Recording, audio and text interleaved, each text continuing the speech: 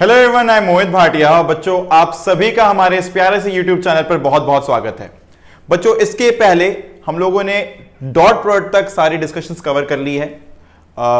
ऐसे तो ये लेक्चर नंबर 8 है, बट मैंने एक वीडियो के 2 पार्ट दिए हैं भाई। मतलब एक अलग से वीडियो आई है जिसमें हम लोगों ने पोजीशन वेक्टर, डिस्प्लेसमेंट वेक्टर और सारी छोटी छोटी बातें कवर की हैं। तो उसको हम लोगों ने 5 पार्ट बी या 6 पार्ट बी नाम दिया, बस चेक कर लेना, ठीक है।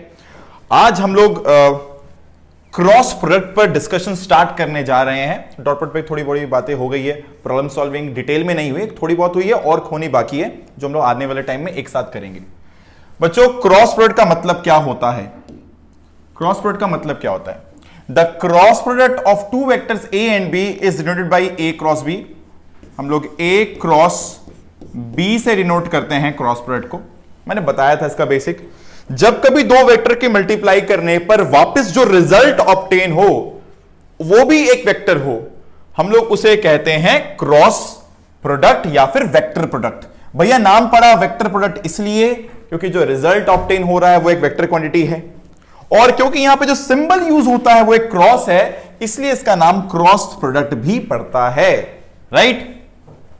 हम लोग इसे रीड करते हैं ए क्रॉस बी। हम लोग इसे रीड करते हैं A cross B, A cross B, क्योंकि हम लोग इसे ए इंटू बी नहीं बोलना चाहते, बिकॉज वो जो इंटू या फिर मल्टीप्लीकेशन था वो स्केलर्स के लिए ट्रू था, वो स्केलर्स के लिए होता है।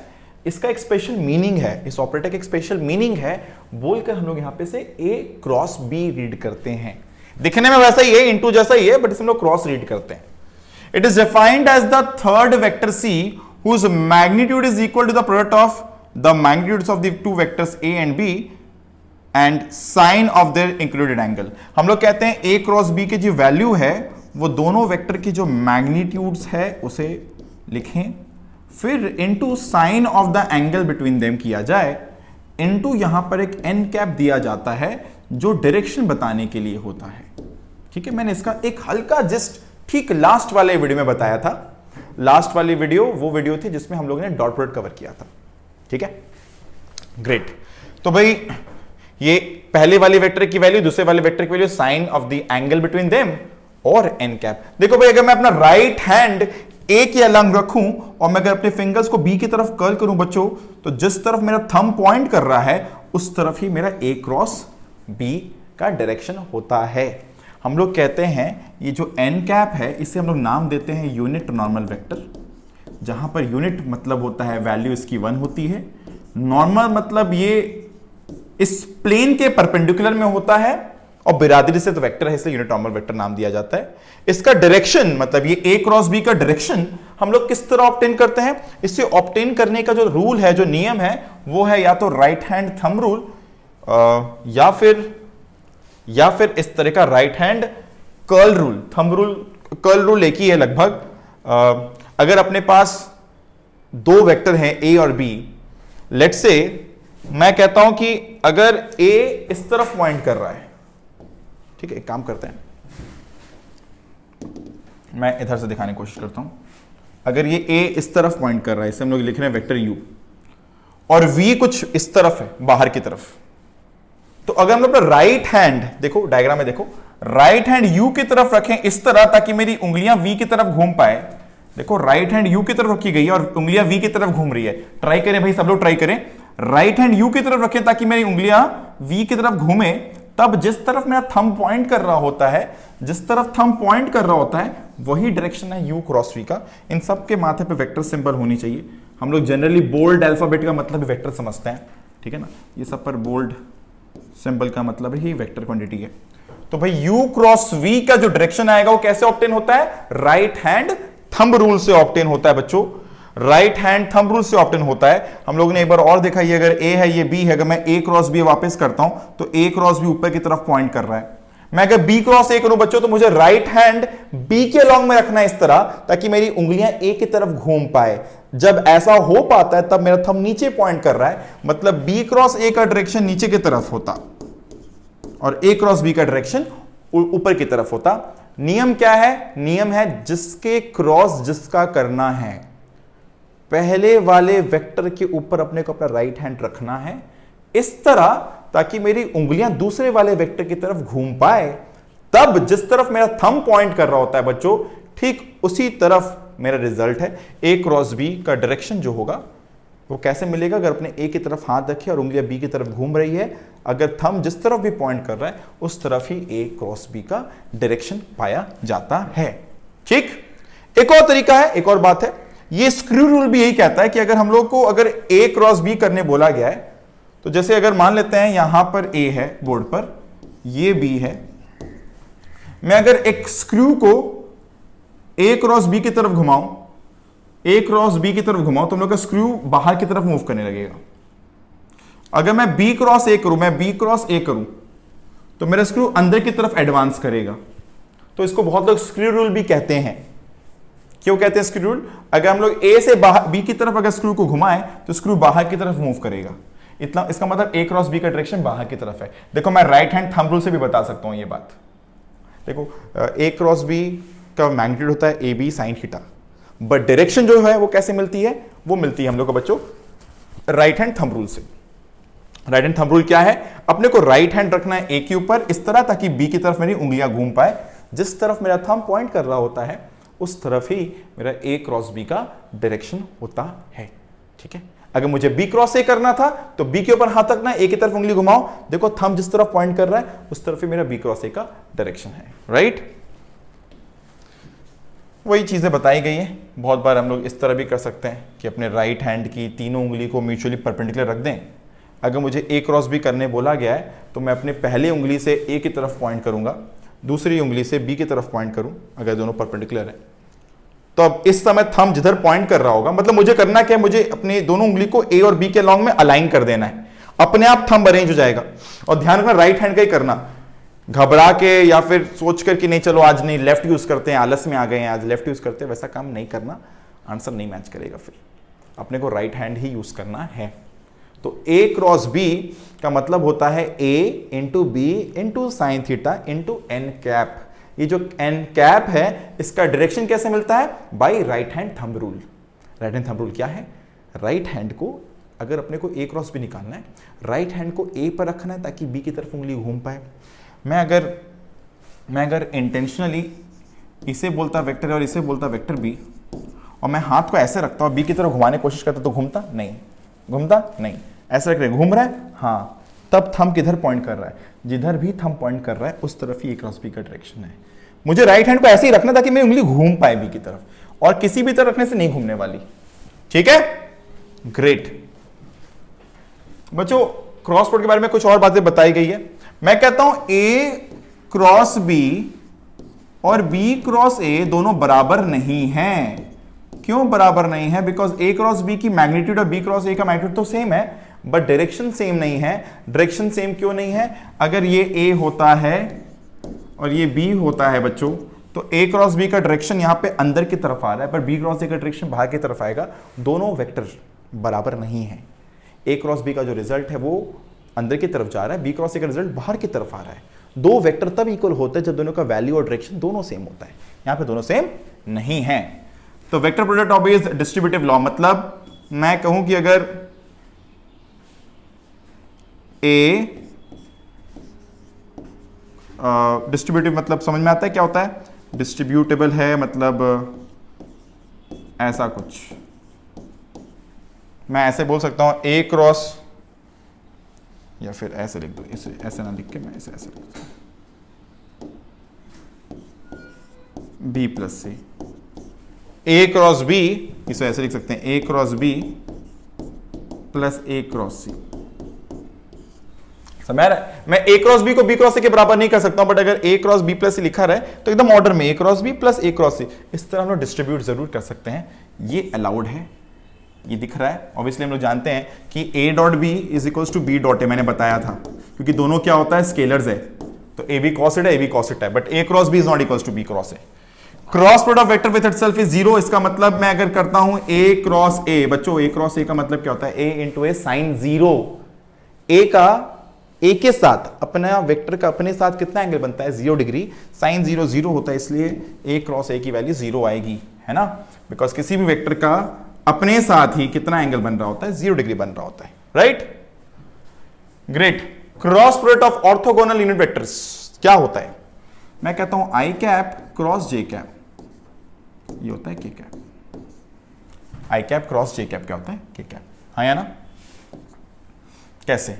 मैं इसके बारे में बात करता हूं। फिर मुझे पता है अगर मैं करता हूं आई कैप क्रॉस जे कैप, तो भाई पहले वाले वेक्टर की वैल्यू इंटू दूसरे वाले वेक्टर की वैल्यू इंटू साइन 90, मुझे दिख रहा है यहां पर एंगल 90 डिग्री है। अच्छा, अब मैं डायरेक्शन कैसे निकालू? मुझे right hand thumb rule use करना है।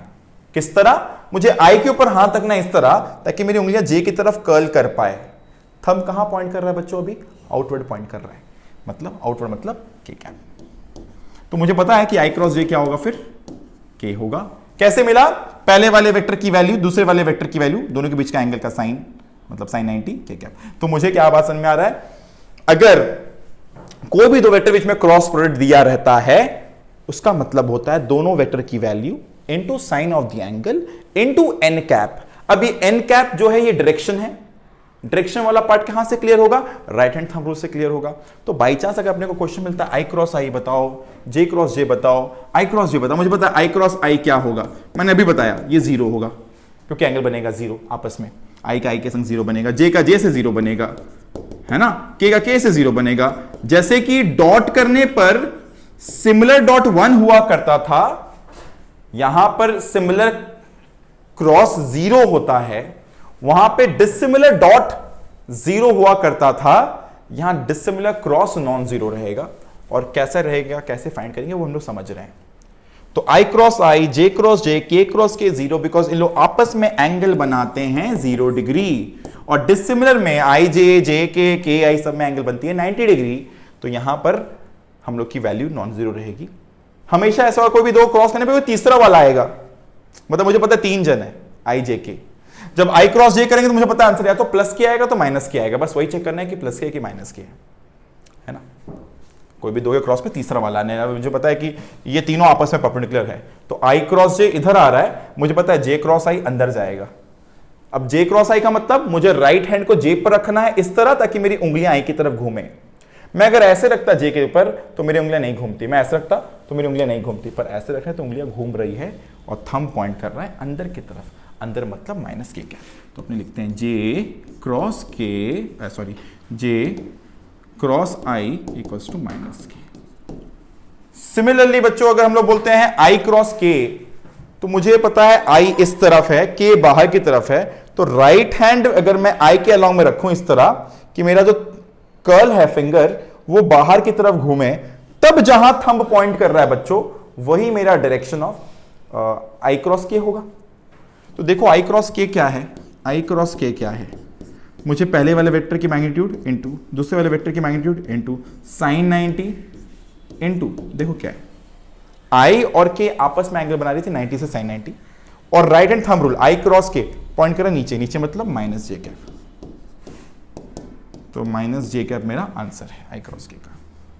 ठीक है, अब मैं अगर के क्रॉस आई करूं बच्चों, के बाहर की तरफ इमेजिन करो, ये आई, ये जे, ये के, तो के क्रॉस आई क्या होता है ऊपर की तरफ, ऊपर मतलब प्लस जे, तो के क्रॉस आई का आंसर होता प्लस जे। तो ऐसे याद करो ना, कैसे, अगर आई क्रॉस के माइनस जे है तो के क्रॉस आई प्लस जे, आई क्रॉस जे के तो जे क्रॉस आई माइनस के। मैंने बताया था ए क्रॉस बी और बी क्रॉस ए दोनों इक्वल नहीं होते हैं, ए क्रॉस बी और बी क्रॉस ए दोनों इक्वल नहीं होते हैं। कौन इक्वल होता है, A cross B equals to minus of B cross A होता है, बिकॉज दोनों का डायरेक्शन, बाकी सब कुछ सेम है, दोनों की मैग्नीट्यूड सेम है। मैं कहता हूं ए क्रॉस बी की जो मैग्नीट्यूड है वही बी क्रॉस ए की मैग्नीट्यूड है। दोनों में क्या चीज का फर्क है, दोनों में बस डायरेक्शन ऑपोजिट होता है। ए क्रॉस बी का जो डायरेक्शन है बच्चों और बी क्रॉस ए का जो डायरेक्शन है ठीक विपरीत, ठीक एग्जैक्टली ऑपोजिट होता है। अगर ये है ए, ये है बी, तो ए क्रॉस बी अगर ऊपर आया और अगर बी क्रॉस ए करे तो ठीक नीचे आएगा। दोनों की सारी चीज सेम होती है, बस डायरेक्शन एग्जैक्टली ऑपोजिट होता है। दोनों एक दूसरे के नेगेटिव वेक्टर होते हैं। ठीक है, मतलब ए क्रॉस बी और माइनस बी क्रॉस ए में बराबर हो जाएगा। कैसे, ए क्रॉस बी और बी क्रॉस ए क्या है, दोनों एक दूसरे का ऑपोजिट है। तो मैं अगर माइनस कर दूं तो बी क्रॉस ए मैं माइनस कर दूं तो ऊपर आ जाएगा वापस। तो ए क्रॉस बी और minus B cross A same होता है। मैं और बात करूंगा एप्लीकेशन के दौरान, न्यूमेरिकल के दौरान। ठीक है, तो special cases when theta is 0, मुझे पता है बच्चों, अगर हम लोग करते हैं ए क्रॉस बी, ये 0 आएगा अगर ए और बी पैरेलल रहे, क्योंकि थीटा 0 मतलब साइन 0। यहां पर ए क्रॉस बी का जो मैग्नीट्यूड होगा वो होगा ए बी। ठीक है, मैं बता दूं, अगर ए और बी पैरेलल है और ए और बी अगर एंटी पैरेलल है, इस दोनों केस में ए क्रॉस बी की वैल्यू 0 आने वाली है। वहीं पे जब 90 रहेगा, मुझे पता है साइन 91 होता है, तो ए क्रॉस बी की वैल्यू मैक्सिमम आएगी ए बी। मुझे पता है ए क्रॉस बी की मैग्नीट्यूड क्या होती है, ए क्रॉस बी की मैग्नीट्यूड होती है ए बी साइन थीटा, और डायरेक्शन मिलता है राइट हैंड थंब रूल से। राइट हैंड थंब रूल कैसे लगाते हैं, राइट हैंड को रखना है ए के ऊपर ताकि उंगली बी की तरफ घूमे, अगर ए क्रॉस बी करना है। बी क्रॉस ए करना है तो राइट हैंड रखना है बी के ऊपर ताकि मेरी उंगलियां ए की तरफ घूमे। तब देखो थंब जहां पॉइंट करता है वही मेरा ए क्रॉस बी का डायरेक्शन होता है। याद रख लो, ए क्रॉस बी ए और बी के प्लेन के परपेंडिकुलर होता है। मतलब मैं चाहता हूं हम लोग सब याद रखें इन सारी बातों के अलावा कि ए क्रॉस बी का जो डायरेक्शन होता है वो परपेंडिकुलर होता है किसके, ए के भी, बी के भी, ऑब्वियसली उस प्लेन के, जो प्लेन, तो उसी प्लेन में ए प्लस बी भी लाई करेगा और उसी प्लेन में ए माइनस बी भी लाई करेगा। मैं बात समझ आ रहा है? जिस प्लेन में, अगर मान लो ये एग्जांपल लेते हैं, अगर मैं बोलता हूं ये है ए और ये है बी, अच्छा ये राधा बोलते हैं ये ए है ये बी है, तो ए क्रॉस बी अंदर है बोर्ड के, पर A B, A plus B, A minus B सब इसी प्लेन पर है ना, सब इसी प्लेन पर है,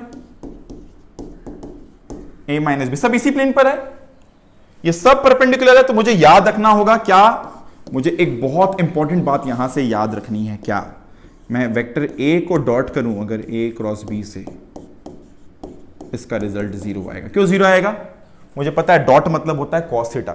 देखो ए क्रॉस बी तो एक वेक्टर ही है ना, कोई वेक्टर सी बोल दो, इसका डायरेक्शन कैसा है, इस प्लेन के परपेंडिकुलर। तो वो वेक्टर और ए दोनों आपस में 90 डिग्री बना रहे हैं, 0 देगा। बी और ए क्रॉस बी ये भी आपस में 90 डिग्री बना रहे हैं, ये भी 0 देगा। A plus B dot A cross B solve कर लो तो भी दिख जाएगा, मतलब डिस्ट्रीब्यूट करके, और ऐसे भी दिख जाएगा कि 0 देगा। A minus B dot A cross B, बच्चों ये भी रिजल्ट 0 देगा। इन चारों केस में डॉट करने पर रिजल्ट 0 ही ऑब्टेन होगा। मुझे पता है डॉट प्रोडक्ट का मतलब होता है cos of the angle between them into पहले वाले वेक्टर की वैल्यू इनटू दूसरे वाले वेक्टर की वैल्यू। तो ये चारों बच्चों ये एग्जैक्टली न्यूमेरिकल में काम में आएगा, काफी सारे एप्लीकेशंस में काम में आएंगे कि भाई कोई भी दो वेक्टर को क्रॉस कर दो, फिर अपने से ही डॉट करो, ए से डॉट करो या बी से करो या उनके समेशन से करो या उनके सब्ट्रैक्शन से करो, ये सारे रिजल्ट 0 देते हैं। राइट, मैं एक ये सारी बात बताने के बाद मैं कुछ एक दो चीजों को कंक्लूड करना चाहूंगा। भाई हम लोग जान चुके हैं पीछे के वीडियो से कि वेक्टर्स को दो तरीके से रिप्रेजेंट कर सकते हैं, एक होता है अनरिजॉल्व फॉर्म, एक होता है रिजॉल्व फॉर्म। अनरिजॉल्व फॉर्म क्या हुआ, जब मैं किसी वेक्टर की वैल्यू और एंगल बता दूं उसे कहते हैं अनरिजॉल्व फॉर्म। उसी वेक्टर को अगर हम लोग आई कैप, जे कैप, के कैप के फॉर्म में बताएं उसे हम लोग कहते हैं बच्चों रिजॉल्व फॉर्म। ठीक है, तो अगर लेट्स से मैं करता हूं आई क्रॉस जे, मुझे पता है आई क्रॉस जे क्या आ रहा था भाई, के आ रहा था। एक काम करते हैं, एक शॉर्टकट याद करते हैं, अगर आई को जे से क्रॉस किया जाए तो वो के देता है।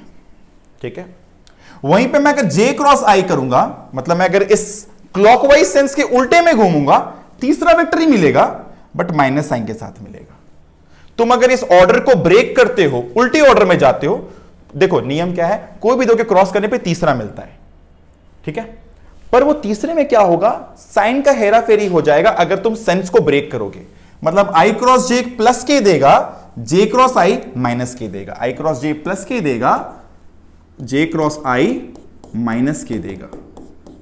फिर से पढ़ते हैं, ठीक है, ये क्लियर, मैं ऐसे क्लियर कर देता हूं, वापस करते हैं इसको। ठीक है, अब अगर हम लोग जे क्रॉस के करते हैं तो वो आई देगा। देखो कोई भी दो क्रॉस करने पे तीसरा मिलता है, पर अगर के क्रॉस जे करेंगे तो माइनस आई मिलेगा। मतलब अगर क्लॉकवाइज सेंस में गए तो ठीक है, एंटी क्लॉकवाइज सेंस में गए तो ठीक ऑपोजिट साइन के साथ तीसरा वाला मिलेगा। ठीक है, हाँ ठीक है। अब अगर वापस एक बार और ट्राई किया जाए, एक बार और क्लियर करते हैं। K क्रॉस I करेंगे तो J मिलेगा, I क्रॉस K करते हैं तो भी J मिलेगा, बट माइनस J मिलेगा। K क्रॉस I J देगा। अगर I क्रॉस K करते हैं बच्चों, माइनस J मिलेगा। आई होप सबको क्रॉस का मतलब पता है, इस सेंस, इस ऑपरेटर का मतलब पता है। जो भी इस ऑपरेटर के इधर उधर होते हैं, इधर वाले की वैल्यू लो, इस वाले की वैल्यू कितनी है 1, इस वाले की वैल्यू कितनी है 1, दोनों के बीच में एंगल कितना है 90 डिग्री। तुम्हें पता है साइन K होता है अलॉन्ग Z और I होता है अलॉन्ग X, तो साइन 90 इनटू क्या करना है, n कैप करना है। n कैप क्या होता है, n मतलब नॉर्मल, कैप मतलब यूनिट, बिरादरी है वेक्टर, तो पूरा नाम है इसका यूनिट नॉर्मल वेक्टर। ठीक है, अब इसको ऑब्टेन करने का तरीका क्या था, राइट हैंड थंब रूल, जिसको लगाकर हम लोगों ने थोड़ी देर पहले ये सारी बातें कर ली थी। पर हर बार राइट हैंड थंब रूल अगर लगाने गए तो काफी ज्यादा समय लग जाएगा। इससे अच्छा है अपने ये साइकिल साइड में बना ले और बार बार देखिए। अच्छा, क्लॉकवाइज जाना है, आई जे के लिख दो, क्लॉकवाइज जाएंगे तीसरा वाला प्लस, एंटी क्लॉकवाइज गए तीसरा वाला माइनस। कैसे लिखोगे, आई जे के, आई क्रॉस जे के देगा, जे क्रॉस आई माइनस के देगा, एंड सो ऑन। ठीक है भाई, कुछ एप्लीकेशन देखते हैं बच्चों फटाफट, कुछ एप्लीकेशंस देखते हैं। काफी सिंपल सा एप्लीकेशन बोर्ड पर है। 3i प्लस 2j और 2k को मेरे क्रॉस करना है। 3i plus 2j cross 2k, a cross b का मतलब यहां पे यही है। दो फॉर्म में है, वेक्टर को दो फॉर्म में प्रेजेंट करते हैं, अनरिजॉल्व्ड एंड रिजॉल्व्ड। ये रिजॉल्व फॉर्म है, आई कैप जे कैप में तोड़कर बताना। मैं फिर से एक बार रिवाइज करा दूं, 3i प्लस 2j का मतलब क्या होता है। 3i मतलब मैं 3 गया अलॉन्ग x, 2j का मतलब बच्चों हम लोग 2 गए अलॉन्ग y, तो गए कहां, यहां से यहां गए। मैं या तो ऐसे बताऊं कि ये रहा वेक्टर, ये रहा लंबाई इसका, जो भी लंबाई है इसका, √3 स्क्वायर प्लस 2 स्क्वायर जानते ही हो, और ये रहा उसका एंगल। तो मैं एंगल और मैग्नीट्यूड बता दूं, या तो ये तरीका होगा, या मैं इस तरह I और J में बता दूं, ये तरीका होगा। दोनों बच्चों वेक्टर को प्रेजेंट करने का तरीका है। अब जो प्रेफर्ड होता है अपने उसको यूज करते हैं समय समय पर, और क्वेश्चन किसी भी फॉर्म में दिया जा सकता है। ठीक है, हम लोगों ने अनरिजॉल्व फॉर्म में क्रॉस करना काफी आसान होता है, पहले वाले की वैल्यू दूसरे वाले की value, sine of the angle और फिर एन कैप। ठीक है, पर I cap J cap form में जब होता है तब कैसे करेंगे, ये समझने वाली बात है। तो बच्चों आई क्रॉस के, उसमें मैं क्या करूं, एक एक करके कर रहा हूं, क्रॉस है ना, डिस्ट्रीब्यूटिव है ना क्रॉस। तो आई क्रॉस के क्या सीखे अभी थोड़े पहले, फटाफट साइड में ऐसे आई जे के लिख देंगे। आई क्रॉस जे के देता है, जे क्रॉस के आई देता है, के क्रॉस आई जे देता है। अभी क्या हो रहा है, आई क्रॉस के मतलब आंसर क्या आएगा, माइनस जे, है कि नहीं। पहले वाले वेक्टर की वैल्यू 3, दूसरे वाले की 2। मुझे पता है आई और के आपस में परपेंडिकुलर होते हैं, मुझे बार बार साइन 90 लिखने की जरूरत नहीं है। आई क्रॉस आई 0 होता है, जे क्रॉस जे 0 होता है, के क्रॉस के 0 होता है, मुझे पता है ना। अब मुझे इतना बस मतलब है कि आई क्रॉस के क्या होता है, के क्रॉस आई क्या होता है, जे क्रॉस के क्या होता है, के क्रॉस जे क्या होता है। मुझे डिसिमिलर क्रॉस को देखना है सिर्फ, क्योंकि मुझे पता है कि सिमिलर क्रॉस तो 0 ही होता है, तो उसको तो उस पर तो अपना टाइम वेस्ट नहीं करेंगे। ठीक है ना, तो आराम से 3i क्रॉस 2k, तो पहले वाले वेक्टर की वैल्यू 3, दूसरे वाले वेक्टर के लिए 2, 3 2 6। ठीक है, मुझे पता आपस में 90 डिग्री, तो साइन 91 होता है, मैटर नहीं करता है। आई क्रॉस के पर क्या होगा, आई क्रॉस के उल्टे सेंस में गए बच्चों, मतलब रिजल्ट आएगा -6j। आगे बढ़ते हैं, जे क्रॉस के बच्चों, जे क्रॉस के प्लस आई, क्लॉकवाइज सेंस में गए, प्लस आई, 2 2 4, आंसर हो गया -6i plus 4, -6j plus 4i cap. ये अपना रिजल्ट हुआ a क्रॉस b का। क्वेश्चन आई कैप जे के फॉर्म में था, रिजल्ट भी आई कैप जे के फॉर्म में आ गया। ठीक है, क्रॉस प्रोडक्ट करने का एक और प्यारा सा तरीका है, एक और तरीका जो बड़े बड़े सम में अच्छे से लगता है। मतलब मैं बोल रहा हूं छोटे प्रॉब्लम्स के लिए तो अपने ऐसे ही कर लेंगे, कभी कभार प्रॉब्लम्स होंगे जहां पे 3i plus 4j plus 5k और वेक्टर बी होगी मान लो 2i plus 3j plus 5k, और इनको क्रॉस करने कहा जाएगा। ऐसे करना ना काफी टीडियस हो सकता है, काफी लेंदी हो सकता है। मान लो एक वेक्टर दिया है इस तरह और एक वेक्टर दिया इस तरह, अपने इसको क्रॉस प्रोडक्ट करना चाहते हैं, हम लोग इन दो को क्रॉस प्रोडक्ट करना चाहते हैं। हम लोग के पास एक और तरीका है, उस तरीके का नाम बच्चों बोर्ड पे मैंने लिख के रखा है, यूजिंग डिटरमिनेंट मेथड। ये क्या है? जैसे ये वेक्टर है, दूसरे वेक्टर है, हम लोग क्या करेंगे, यहां पर एक डिटरमिनेंट बनाएंगे। बच्चों डिटरमिनेंट क्या है? मैथ्स में क्लास 12 में चैप्टर नंबर 1 में आती है, कई सारे बोर्ड्स में। डिटरमिनेंट क्या है कि एक प्रेजेंटेशन है। देखो किस तरह का प्रेजेंटेशन है। यहां पे 3 रो 3 कॉलम होते हैं। जो बच्चे आईसीएससी में तो लोग मैट्रिक्स पढ़े होंगे शायद कभी पहले, तो वैसा ही कुछ है। क्या करना है, नियम सुन लो पहले तो। आराम से अपने पहले वाले इस रो में आई, जे और के लिख दो। आई के नीचे अगर मुझे बोला गया ए क्रॉस बी, तो पहले ए के एलिमेंट्स लिखो फिर बी के एलिमेंट्स लिखो। अगर बोला जाता है बी क्रॉस ए, तो पहले बी के एलिमेंट्स लिखो फिर ए के एलिमेंट्स लिखो। नियम समझो, ऑर्डर समझो। अगर बोला गया है ए क्रॉस बी, तो पहले ए के एलिमेंट्स फिर बी के एलिमेंट्स। बोला गया है बी क्रॉस ए, तो फिर बी के एलिमेंट्स फिर ए के एलिमेंट्स। आई के नीचे आई के एलिमेंट्स, आई के एलिमेंट्स, जे के एलिमेंट्स, के एलिमेंट्स। आई के नीचे आई के एलिमेंट्स, जे के नीचे जे वाले एलिमेंट्स और के नीचे के वाले एलिमेंट्स। इस तरह इसके माथे पे प्लस माइनस प्लस साइन इस तरह दे दो। और अब क्या करना है, अब क्या करना है, मुझे अगर सिंपली क्रॉस प्रोडक्ट करना है, तो मैं आई कैप इसे पकड़ता हूं, मैं लिखता हूं यहां पर आई कैप। मैं इस वाले रो, मतलब इस वाले कॉलम, इस वाले रो को अभी के लिए भूल जाता हूं। तो क्या बचा बच्चों, ये पूरा बचा। ठीक है, इसे मल्टीप्लाई करो इससे, माइनस करो और फिर इससे मल्टीप्लाई करो। नियम देख लो, एक ऐसा सिंबल दिमाग में बनाओ, इसे मल्टीप्लाई करो इसे, minus this into this. Determinant पर वो जो ये जो रूल्स है सॉल्विंग का, सिंप्लीफिकेशन का, वो मैथ्स में सीखते हैं। ठीक है, तो अभी क्या है, ए वाई इंटू बी जेड। अब ये जो ए वाई ए एक्स को देखे डरो मत, ये सारे नंबर्स होते हैं, प्यारे प्यारे नंबर्स होते हैं, 1 2 3 ऐसे कुछ दिया हुआ रहेगा, है ना। जैसे किसी वेक्टर को प्रेजेंट करते हैं 3i + 2j + 4k, तो 3 2 4 इस तरह दिया हुआ रहेगा, नंबर्स रहेगा। तो A Y into B Z minus B Y into A Z. समझ में आ रहा बात?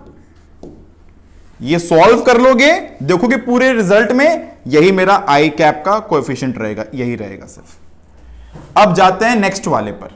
नेक्स्ट कौन है, माइनस जे कैप। जब अगर माइनस जे कैप को पकड़े, तो उससे एसोसिएटेड रो और कॉलम को कैंसिल कर दो, हटा दो, गायब कर दो। तो क्या बचा बच्चों, ए एक्स बी एक्स, ए जेड और बी जेड बचा। अब वापस आराम से इससे इसे इंटू करो, माइनस इससे इसे इंटू करो, मतलब उस रो कॉलम को छोड़ के जो बच रहा है आराम से क्रॉस प्रोडक्ट करना है। अपने लिखेंगे यहां पे minus J cap A X into B Z. ठीक है, समझ में आ रहा है, B X into A Z. अब ये नंबर्स है, वैल्यूज है। बी एक्स का मतलब वेक्टर बी का एक्स कोएफिशिएंट है ना, आई कैप वाला, B X into A Z. A Z मतलब के कैप वाला कोएफिशिएंट ए का। अब ये हो गया खत्म। अब जाएंगे बच्चों के पर, फिर लिखेंगे प्लस के कैप। अब मेरे से ये मत पूछना कि सर ये प्लस माइनस प्लस साइन क्यों दिया, अभी से नियम की तरह मानो। इसकी डिटेल्स तुम लोग को मैथ्स में मिलने वाले आगे चलकर। ठीक है, अभी से एक नियम की तरह मानो से तुम लोग अपना टाइम बचा सकते हो। अदरवाइज तुम एक एक को क्रॉस करते, बोलते हैं हाँ आई क्रॉस आई, अच्छा 0, आई क्रॉस जे, हाँ के, आई क्रॉस के, अच्छा माइनस जे। इस तरह के करना पड़ता फिर, और शायद बहुत टीडियस होता, बहुत टाइम कंज्यूमिंग होता। अब अगर हम लोग के कैप को पकड़ते हैं बच्चों, इसका रो और कॉलम को कैंसिल कर दो, बचा क्या, A X into B Y, A X into B Y minus B X into A Y. ये अपना रिजल्ट हो गया। अब ये सारे को पुट करेंगे, सॉल्व करेंगे, सिंप्लीफाई करेंगे, आंसर आ जाएगा। फटाफट इसका एक एप्लीकेशन देखते हैं। Find A cross B where A and B इस तरह दी गई है, तो अपने फटाफट लिखेंगे आई जे के, माथे पे लिखेंगे प्लस माइनस प्लस, डिटरमिनेंट बना दें। इस प्रेजेंटेशन को कहते हैं डिटरमिनेंट। ए के नीचे मतलब आई के नीचे आई के एलिमेंट्स, जे के नीचे जे के एलिमेंट्स विथ साइन, के नीचे के एलिमेंट विथ साइन। अगर ये प्लस है तो प्लस 3 के, -5 + 2। ए क्रॉस बी करने बोला गया, इसलिए पहले ए के एलिमेंट्स फिर बी के एलिमेंट्स। बोला जाता है बी क्रॉस ए, तो पहले बी के एलिमेंट्स फिर ए के एलिमेंट्स हम लोग लिखते हैं। ठीक है, तो भैया बी में क्या क्या है, 3 4 और -9 लिखेंगे, 3 4 और -9, ये है ए क्रॉस बी। करना कैसे है, आई कैप को जब पकड़ेंगे इसके एसोसिएटेड रो और कॉलम को हटा देंगे, गायब कर देंगे, ठीक है। सॉल्व करते हैं, लिखते हैं आई कैप, इसके रो कॉलम को भूल गए, बचा क्या, 5 इंटू 9 माइनस माइनस प्लस 45, ठीक है। 4 3 12, कोई साइन नहीं, -12, फिर गए माइनस जे पर, फिर गए माइनस जे पर। अब इसके एसोसिएटेड रो और कॉलम भूल गए, तो क्या बचा, माइनस जे, 2 इंटू -9 है ना, ये रो कॉलम गया, 2 इंटू -9 -18, 3 3 9, तो होता है ना वो this into this minus this into this, तो -9, ठीक है। फिर जाते हैं तीसरे एलिमेंट पर, तीसरे के लिए कौन सा कलर यूज करें, चलो यूज करते हैं ये वाला के, और इसके वाले रो और कॉलम को काटें, तो 2 4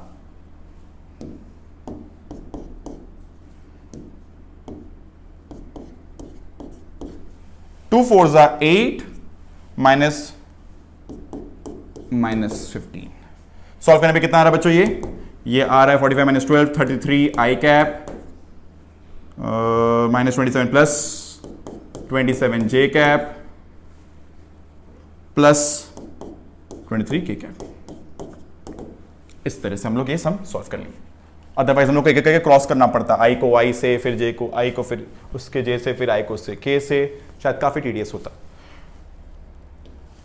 ठीक है भाई, तो एक आध क्वेश्चन होमवर्क रहेगा जिस पर हम लोग नेक्स्ट वाले क्लास में, नेक्स्ट वाले वीडियो में बात करने वाले हैं। Find a unit vector perpendicular to this and this, इन दोनों वेक्टर के जो वेक्टर परपेंडिकुलर हो उसे फाइंड करना है, जिसकी मैग्नीट्यूड 1 होनी चाहिए। ठीक बच्चों, हम लोग इस प्रॉब्लम को अगले वाले वीडियो में एड्रेस करेंगे, और मैंने इसके पीछे वीडियो में भी कुछ क्वेश्चन को होमवर्क के फॉर्म में दिया था, हम लोग उस पर भी बात करने वाले हैं। I will stop at this point of time, हम लोग ठीक यहीं से कंटिन्यू करने वाले हैं। हम लोगों ने लगभग एडिशन, सब्ट्रैक्शन और मल्टीप्लिकेशन पर काफ़ी हद तक बातें कर ली हैं। आने वाले टाइम पर हम लोग बहुत सारे प्रॉब्लम सॉल्विंग और सारे स्पेशल केसेस भी करने वाले हैं।